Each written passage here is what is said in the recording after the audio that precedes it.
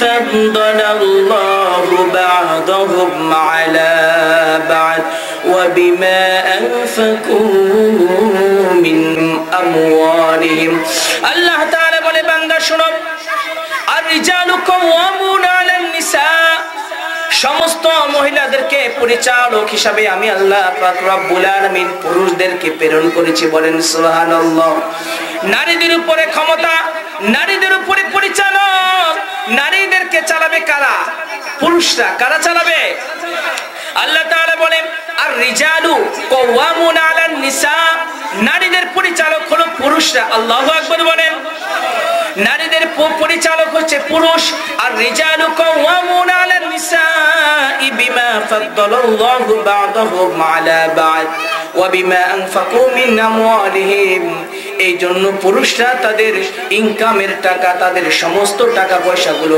নারীদের পিছনে ব্যয় করে বলেন সুবহানাল্লাহ নারী মানে নিজের বোর আবার আরেক বেটির মাইয়ার লাগে না হ্যাঁ আবার গার্লফ্রেন্ডের জন্য না নিজের বিবির পিছনে ছেলে সন্তানের পিছনে খরচ করার হুকুম দিয়েছেন কে আল্লাহ কারণ একজন নারীর তত্ত্বাবধায়ক হবে আর রিজালু কাওয়ামুনা আলান নিসা পুরুষরা চালাবে কাদেরকে নারী তিরমিজি শরীফের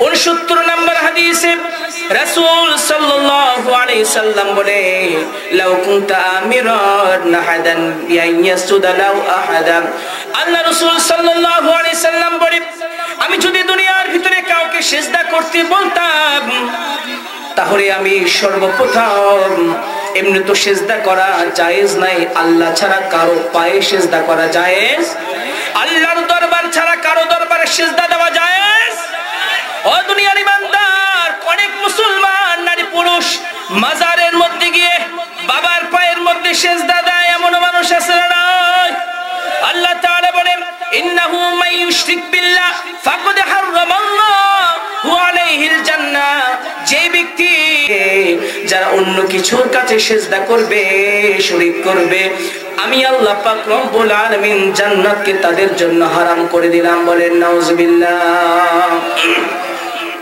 তাহলে যারা আল্লাহর সঙ্গে শিরক করবে আল্লাহ তাদেরকে জান্নাত হারাম করে দিয়েছেন কথা বলেন ঠিক কি না আল্লাহর সঙ্গে শরীক করা যাবে না আল্লাহর সঙ্গে নাফরমানি করা যাবে না আল্লাহ রাসূল বলে যদি আমি কোন স্বামীকে কোন স্ত্রীকে কোন মানুষকে যদি আমি সিজদা করার জন্য দুনিয়ার মধ্যে যদি হুকুম দিতাম তাহলে আমার প্রথম হুকুম থাকতো নারীদেরকে বলতাম ও নারী তোমরা সর্বপ্রথম তোমাদের স্বামীদের পায়ের মধ্যে সিজদা দাও স্বামী যদি বলে এই তুমি বাজারে যাইও না বলে তোমার কথা মতো হইব আমি বাজারে যাবো আমি জিনিস দেখা দইরা দইরা কিনবো কথা বলেন ঠিক কি না পুরুষদেরকে বৃদ্ধাঙ্গুল দেখায় কি এক জমানা আইলো এই জন্য আগে শান্তি পাওয়া যেত এখন কিন্তু শান্তিও নাই কথা বলেন ঠিক কি না হ্যাঁ আগে শান্তি পাওয়া যাইতো এখন শান্তিও নাই কারণ মেয়েরা এখন তারা বিভিন্ন জায়গায় একদম চাকরি বাকরি করে গাড়ি চালায় বিমান চালায় সব কিছু চালানোর কারণে এরা নিজের টাকা নিজে কামায় আর এখন পুরুষদেরকে দাম দেয় না এরকম মানুষ এরকম নারী আছে না নাই কথা বলেন আছে না নাই মাইয়ারা কয় স্বাধীন পাইছি পুরুষের আর দরকার নাই যা মনে চাই তাহাই কামাই নিজের কামাই নিজে খায় ঠিক কি না তাই তো বিমান হতে জাহাজ মোটরসাইকেল সব চালায় তাই তো বিমান হতে জাহাজ মোটরসাইকেল সব চালায় শান্তি কেন নাই রে দুনিয়ায় ভাবো নিরালায় শান্তি কেন নাই দুনিয়ায় কথা বলেন ঠিক কিনা সম্মানিত ভাইরা আমার আল্লাহ রাসূল বলে আমি যদি দুনিয়ার ভিতরে কোন নারীকে যদি সিজদা করার জন্য বলতাম তাহলে আমি বলতাম দুনিয়ার নারীরা তোমরা তোমাদের স্বামীর পায়ের মধ্যে সিজদা করো বলেন সুবহানাল্লাহ আল্লাহ রাসূল স্বামীর গুরুত্ব বোঝানোর জন্য বলে লাউ আন্না রাজুলান আমিরান আন তাকুনা লাহু মিন জাবালিন আসওয়াদ আল্লাহ রাসূল বলে ও স্বামীরা ও নারীরা শোনো যদি তোমাদের কোন স্বামী তোমাদেরকে আদেশ করে এই লাল পাহাড় থেকে মাথার মধ্যে পাথর বয়ে নিয়ে কালো পাহাড় পর্যন্ত চলে যাবে তারপরেও তোমরা স্বামীর আদেশ মেনে নিও বলেন সুবহানাল্লাহ এক পাহাড় থেকে অন্য পাহাড়ে মাথার মধ্যে পাথর চেয়ে যাওয়ার জন্য জন্য যদি বলে তাহলে তোমরা অবশ্যই ওই তোমরা স্বামীর কথাগুলো মেনে নিবে। এটাকে আমরা কোন সময় বলি নাকি যে এই আমার স্ত্রী মাথার মধ্যে কি নাও, পাথর নাও, পাথর নিয়ে তোমরা কোথায় যাও, দূরে যাও, এগুলো তো আমরা বলি না। বলি এটা গুরুত্ব বোঝানোর জন্য দিয়েছে যে কোন স্বামী যদি বলে ও স্ত্রী তোমার মাথার উপরে তুমি পাথর নাও, পাথর নিয়ে এক লাল পাহাড় থেকে কালো পাহাড় পর্যন্ত যাও, হ্যাঁ এটা বোঝানোর জন্য দিয়েছে। বলেন সুবহানাল্লাহ। ও দুনিয়ার ইমানদার, হযরত মুআজ বিন জাবাল রাদিয়াল্লাহু তাআলা আনহু থেকে বর্ণিত, তিনি বলেন দুনিয়ার মধ্যে যদি কোনো স্ত্রী তার স্বামীকে কষ্ট দেয়, কাকে কষ্ট দেয়?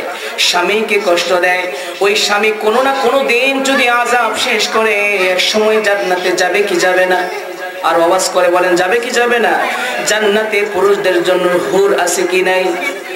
দুনিয়ার ভিতরে যদি কোনো মেয়ে, কোনো বিবি যদি তার স্বামীকে কথাবার্তার মাধ্যমে কষ্ট দেয়, আল্লাহ রাসূল সাল্লাল্লাহু আলাইহি সাল্লাম বলে ওই জান্নাতের হুররা ওই মেয়ের জন্য অভিশাপ দিতে থাকে আর বলতে থাকে ও নারী কেন তুমি পুরুষকে কষ্ট দাও, অথচ এই পুরুষটা দুনিয়ার মধ্যে 2 দিনের মেহমান, যে পুরুষটা যখন মারা যাবে আমাদের কাছে চলে আসবে। বলেন সুবহানাল্লাহ, আমাদের কাছে চলে আসবে। এজন্য দুনিয়ার নারীরা সাবধানতা অবলম্বন করতে হবে। এই পুরুষটা আপনার জন্য একটা জান্নাতে যাওয়ার উসিলা, কথা বলেন ঠিক কিনা? নারীদের জন্য জান্নাতে যাওয়া এমনি সহজ, এমনি কি সহজ। আল্লাহ রাসূল সাল্লাল্লাহু আলাইহি সাল্লাম বলে, আনাস রাদিয়াল্লাহু তাআলা থেকে বর্ণিত, তিনি বলেন কোন মেয়ে যদি, কোন স্ত্রী যদি স্বামীর 5 ওয়াক্ত নামাজ পড়ে, 5 ওয়াক্ত নামাজ পড়ে, রমজানে রোজা রাখে, লজ্জা স্থানের হেফাজত করে, স্বামীর অনুগত হয়, এই 4টা কাজ যখন সে করবে আর এই 4টা কাজ করে যদি ওই মহিলা ইন্তেকাল করে, আল্লাহ রাসূল সাক্ষী দিচ্ছে দাখলাল জান্নাহ, ওই মেয়ে মরবে তো আল্লাহর জান্নাতে চলে যাবে। বেশি কাজ, মাত্র 4টা কাজ কি করবে? 1 নম্বর হচ্ছে ওই মেয়েরও 5 ওয়াক্ত নামাজ পড়বে, রমজান মাসে রোজা রাখবে, তারপরে স্বামীর লজ্জাস্থানের হেফাজত করবে, স্বামীর অনুগত থাকবে, স্বামী যেটা বলে সেটাই শুনবে। এই 4টা কাজ যে মেয়ে করতে করবে সে দাখলাল জান্নাহ, ইন্তেকাল করতে দেরি হবে, আল্লাহর জান্নাতে প্রবেশ করতে দেরি হবে। অথচ এই কাজ, এই 4টা কাজ আমাদের মেয়েরা করতে পারে।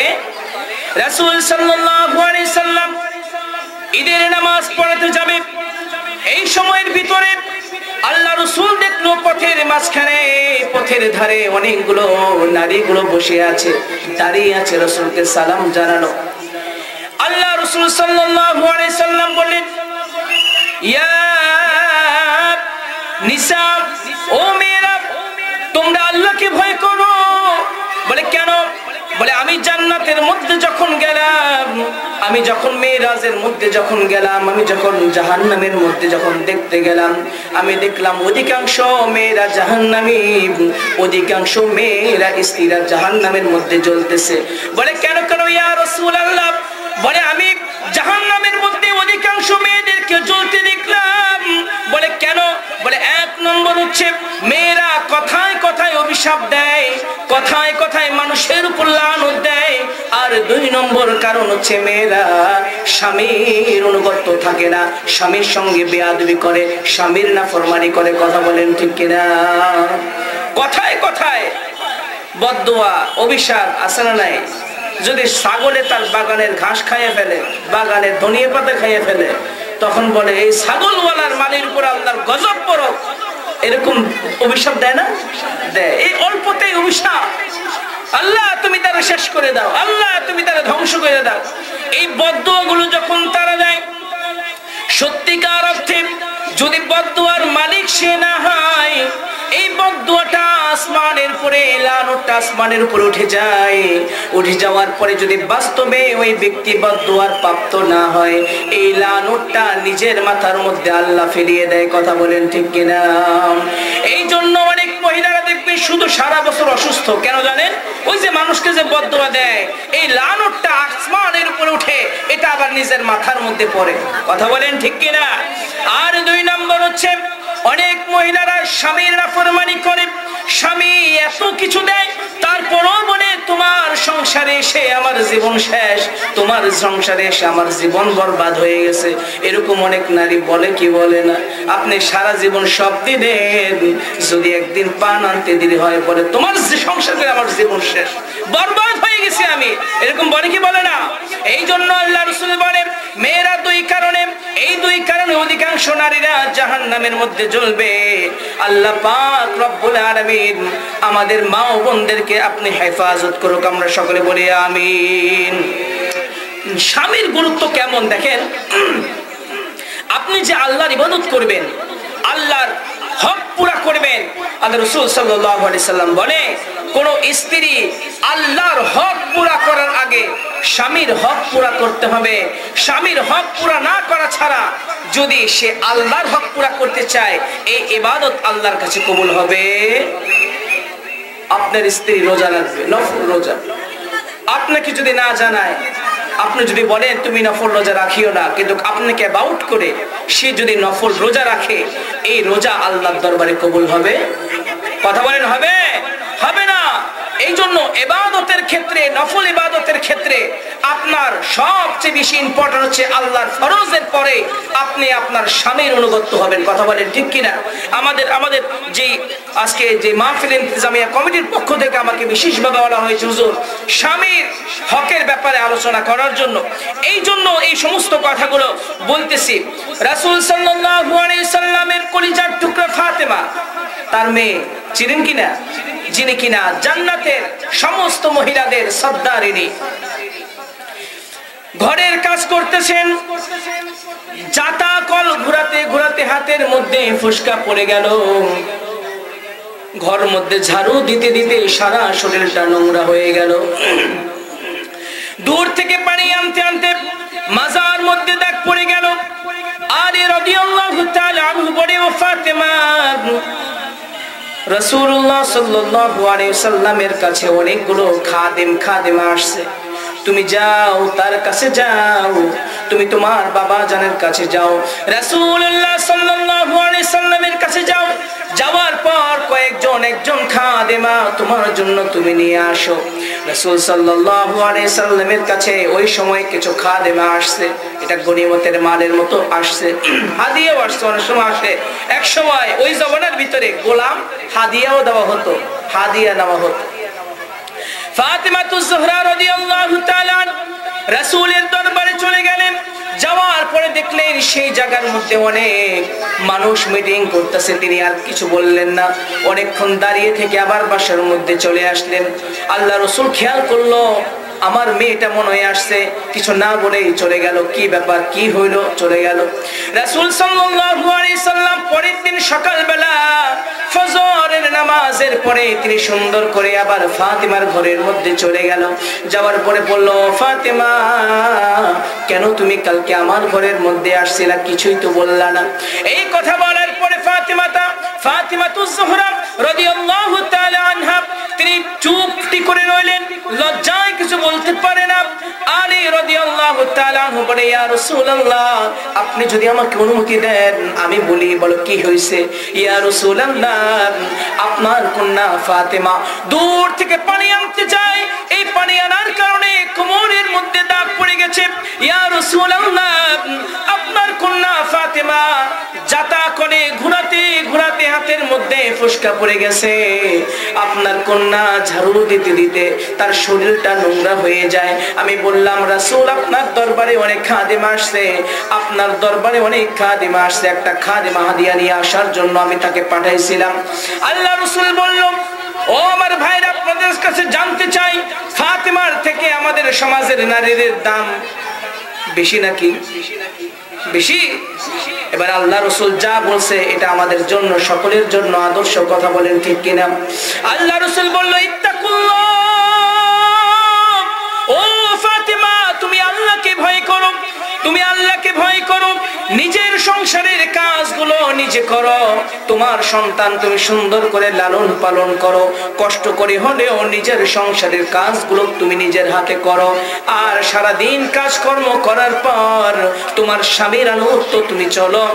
আর কাজকর্ম করার পর রাতে যখন বিছানার মধ্যে যখন শুইতে যাবা তখন 33 বার সুবহানাল্লাহ পড়বা, 33 বার আলহামদুলিল্লাহ পড়বা, 34 বার আল্লাহু আকবার পড়বা। এই চারটা কাজ যদি তুমি সুন্দর করে করতে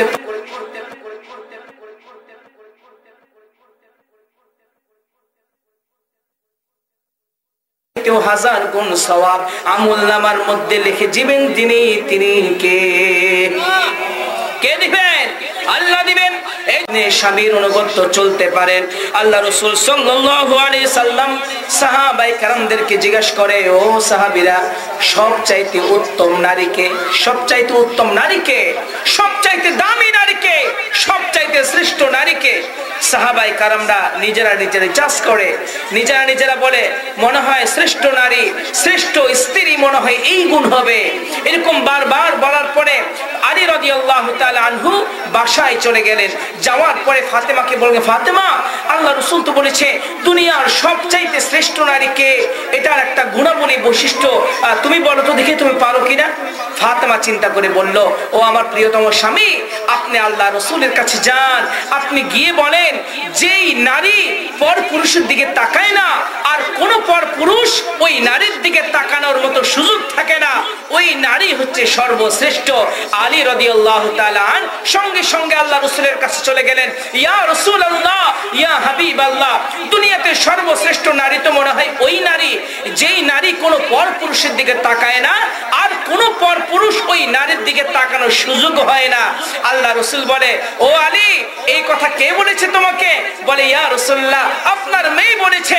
আল্লাহ রাসূল বলে, ও আলী, শুনে রাখো, আমার কলিজার টুকরা মেয়ে সত্য কথাই বলেছে। বলেন সুবহানাল্লাহ। অথচ আমাদের মেয়েদের অবস্থা কি? হ্যাঁ, আমাদের নানা নাতি যেগুলো আছে, আমরা নাতনিদেরকে জিন্সের প্যান্ট পরাইয়া, এরকম শার্ট প্যান্ট পরাইয়া রোডের মধ্যে ঘাটের মধ্যে আমরা ঘোরাফেরা করি। আর আমাদের নানীরা একেবারে হাত মোজা, পা মোজা, বিভিন্ন কিছু পরে পরে এইভাবে সমাজের মধ্যে আসে না নাই?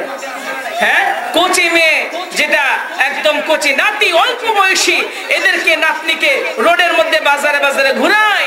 আর 90 বছরের বুড়ি নানি হাত মোজা, পা মোজা দিয়া এরকম বাজারে চলে। এরকম আছে না নাই? আছে না নাই? এবং দেখবেন হাজারো অনেক পুরুষরা নারীদের বেশ ধরছে, নারীদের বেশি চলাফেরা করে, লম্বা লম্বা চুল রাখে, মেয়েদের মতো চুড়ি পরে, কানের মধ্যে দুল, এরকম আছে না নাই? আবার অনেক পুরুষরা দেখবেন, অনেক নারীরা দেখবেন দেখতে নারী কিন্তু তার পোশাক, সে শার্ট পরা, জিন্স পরা, চশমা দিয়ে রোডের মধ্যে ছেলেদের মতো হেঁটে চলাফেরা করে। এরকম আছে না নাই? আল্লাহ রাসূল সাল্লাল্লাহু আলাইহি সাল্লাম বলে, লানাতুল্লাহুল মুতাশাব্বিহিনা মিনার রিজাল, ওই সমস্ত পুরুষের উপরে লানত যে সমস্ত পুরুষরা নারীদের মতো চলাফেরা করে। কথা বলেন ঠিক কিনা? এই পুরুষরা এখন নারী হয়ে গেছে, নারীরা এখন আর পুরুষ হয়ে গেছে। এই জন্য আমাদের শান্তি, আর আগে শান্তি ছিল, এখন শান্তি, এখন আর শান্তি নাই। আগের মতো শান্তি তো আর এখন পাওয়া যায় না, মানুষ সব পাল্টে গেছে, পাল্টেনি তো জামানা। তো বলি সময়ের দোষ, আসলে সময়ের কোনো দোষ নাই। আল্লাহ রাসূল সাল্লাল্লাহু আলাইহি সাল্লাম বলে, লা তাসুব্বুদ দাহার, তোমরা সময়কে গালি দিও না, সময়ের জায়গায় ঠিকই আছে, আমরা মানুষরা সব পাল্টে গেছে। কথা বলেন ঠিক কি না? চুলগুলো খাটো খাটো, শার্ট প্যান্ট নাটো শাটো, সানগ্লাস তো খেতার যেন কোন জমিদার, বুট জুতা পায়ে দিয়ে, কাঁধে এক ব্যাগ নিয়ে, ঠোঁটে দেয় লিপস্টিক, হাসে শুধু ফিক ফিক, ওদিকে গেল দু চোখ, মনে হলো ভদ্রলোক, কাছে গিয়ে দেখি হাই পুরুষ মানুষ না, মাশাআল্লাহ দাঁড়াই আছে মিস জরিনা। কথা বলেন ঠিক কিনা? এরকম অনেক পুরুষ কিন্তু মেয়ের মতো, আবার অনেক মেয়ে আছে পুরুষের মতো। লম্বা লম্বা আছে চুল, কানেতেও আছে দুল, হাতে সোনার চুড়ি, চিকন ফিতার ঘুড়ি, পাঞ্জাবি গায়ে দিয়ে হাত আছে মোড়ানো, লম্বা ওড়নাটা কাঁধে আছে চোলানো, হেঁটে চলে আঁকা বাঁকা যেন কোন নায়িকা। কাছে গিয়ে দেখি হাই মাইয়া মানুষ না, এটা হলো আমগো পাড়ার মিস্টার সোহেল রানা, এটা হলো আমগো পাড়ার মিস্টার সোহেল রানা। আছে না নাই? কথা মনে আছে না নাই? এই জন্য ইসলামী সমাজ ব্যবস্থা করা খুবই প্রয়োজন। ইসলাম সমাজ ব্যবস্থা করলে কোন নারী বোরকা ছাড়া রোডের মধ্যে বের হওয়ার কোনো সুযোগ থাকবে না। কথা বলেন ঠিক কিনা? এরকম সমাজ আমরা চাই না চাই? কথা বলেন চাই কিনা? হ্যাঁ, তো এরকম সমাজ যদি চান, যারা আল্লাহর জমিনে আল্লাহর দ্বীন বাস্তবায়ন করতে চাইবে, যারা আল্লাহর জমিনে এই ইসলামী হুকুমতগুলো, ইসলামী আইনগুলো প্রতিষ্ঠা করতে চাইবে, তাদের সঙ্গে থাকার দরকার আছে কিনা? কথা বলেন আছে না? আপনি নামাজের মধ্যে গিয়ে বলবেন, হায় আল্লাহ রব্বানা যালামনা, হায় আল্লাহ তুমি আমাকে বাঁচাও, আমি আল্লাহ জাহান্নাম থেকে আপনি ফানা চাইবেন মসজিদে গিয়ে, আর মসজিদ থেকে বের হয়ে ইসলামী বাতিল শক্তির সঙ্গে আপনি আপোষ করবেন। আপনার মতো মুসলমান নামিক মুনাফিক আর কেউ থাকতে পারে না। কথা বলেন ঠিক কিনা?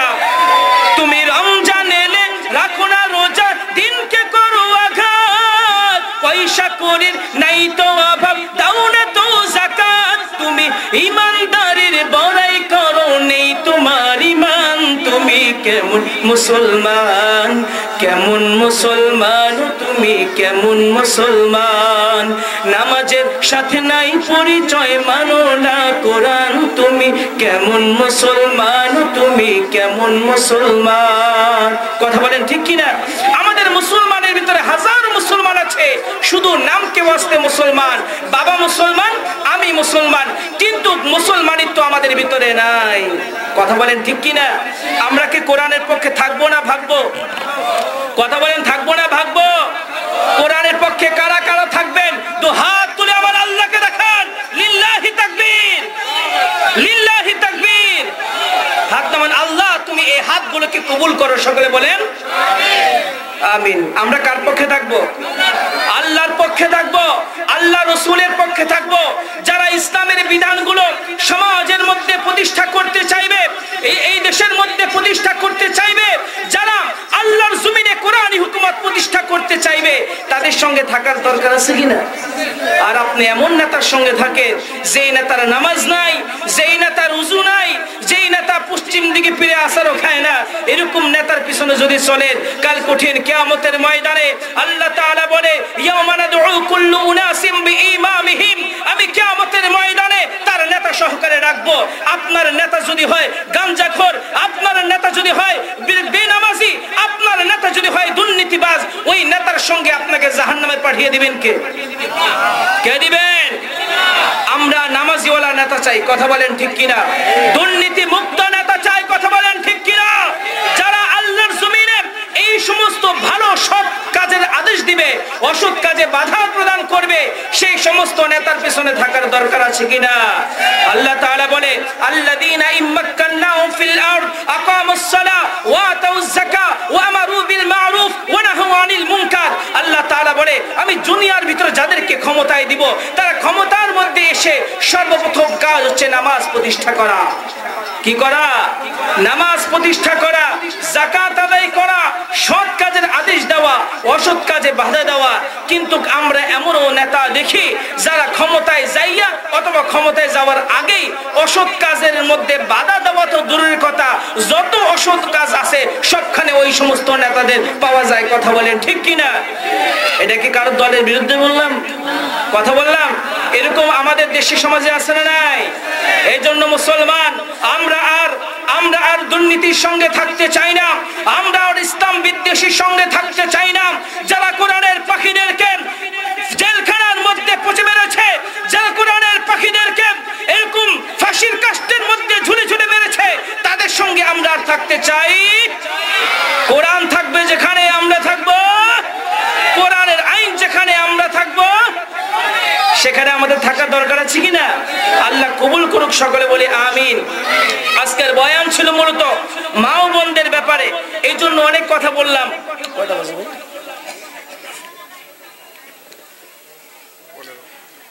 থাক, অনেক কথা বলে ফেললাম, আপনারা কোন আমার কথার উপর মনে কষ্ট নিবেন না। অনেকগুলো কথা আসলে বলতে হয় মাহফিলের সংক্ষিপ্ত সময়, অনেক কথা ভালো মন্দ মিলিয়ে বলতে হয়, কোরআনের কথা বলতে হয়। আবার আজকে যে বিষয়, এই বিষয়টা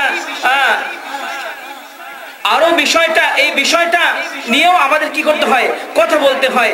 এজন্য বলতে পারেন যে হুজুর আপনি আসছেন কোরআনের কথা, আপনি আসছেন, আপনি বিষয় আলোচনা করবেন, আপনি অন্যদিকে যাওয়ার দরকার কি? এরকমও কিছু মানুষ আছে না নাই? হ্যাঁ, আপনি দেখবেন মাহফিলের মধ্যে টাকা পয়সা দেয় না, মসজিদে 1 টাকাও দেয় না, মাদ্রাসায় 1 টাকাও দেয় না। অনেক মানুষ মসজিদে মাদ্রাসায় টাকা দিয়ে বলে হুজুর আমার জন্য দোয়া করেন, এরকম আছে না? আবার কিছু মানুষ টাকা দেয় না, আরে বলে হুজুর টাকা কি করছেন সেই হিসাব দেন, মাইকে কয় টাকা গেছে, প্যান্ডেলে কয় টাকা গেছে, এরকম আছে না নাই? কিছু মানুষ টাকা দিয়ে দোয়া চায়, আর কিছু মানুষ দোয়া না চেয়ে টাকা না দিয়ে বারবার হিসাব চায়। কথা বলেন ঠিক কিনা? এরকম কিছু মুসলমান আমাদের সমাজে আছে না নাই? নামাজের খবর নাই, রোজার খবর নাই, সূরা ফাতিহাটা পর্যন্ত সহি শুদ্ধ করে পড়তে পারে না, অথচ ইমাম সাহেবের ভুল ধরতে আসে। এরকম মুসল্লি আছে না নাই? আল্লাহ এগুলো থেকে আমাদেরকে হেফাজত করুক, সকলে বলি আমিন। আসলে এই মাহফিলটা বিভিন্ন রকম আলোচনা, আমাদের যেহেতু ওলামায়ে কেরামরা দূর দূরান্ত থেকে আসে, বিভিন্ন রকম নিউজ আপনাদেরকে দেওয়ার উচিত, দেওয়া দরকার। কারণ অনেক সময় ইমাম সাহেবদের কথা মানুষের বুঝে না, শুনতে চায় না, কিন্তু হুজুর আসলে, ঢাকা থেকে হুজুর আসলে হুজুরের কথা খুব মনোযোগ সহকারে শুনে। কথা বলেন ঠিক কিনা? আচ্ছা, এই যে আশেপাশ থেকে হুজুর, আমি তো বছরই থেকে আসছি, আমি যে কথাগুলো বলছি, হ্যাঁ, যিনি প্রধান বক্তা উনি এসে কে কোরআনের বাহিরে আলোচনা করবে? উনি তো কথা এগুলোই বলবে, কিন্তু ওই শুধু ঢাকা থেকে ব্যাস কাম সারছে, আশেপাশের বেল নাই, ইমাম সাহেবের বেল নাই, ওই সুদূর এটাই শেষ, এ মানে বহুত বড় কিছু। বিষয়টা তা নয়, উনিও আলেম, যিনি আপনাদের মসজিদে আছে উনিও আলেম, আমরা যারা আশেপাশে আছি আমরাও